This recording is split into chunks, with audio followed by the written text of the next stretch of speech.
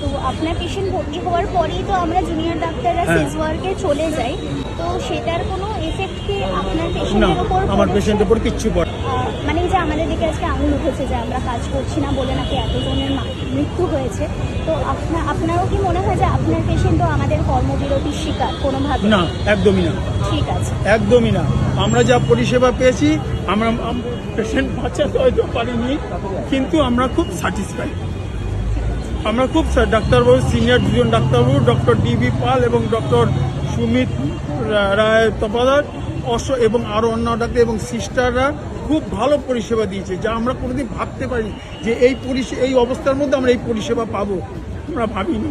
হয়তো থাকলেও না, সেটা আমাদের দুর্ভাগ্য, কিন্তু আমরা খুব কৃতজ্ঞ এবং সবাইকে আমাদের এই পরিষেবা নার্সিংহোম হলে গেলেও পেতাম না, এবং নার্সিংহোম পথে বসে দিত।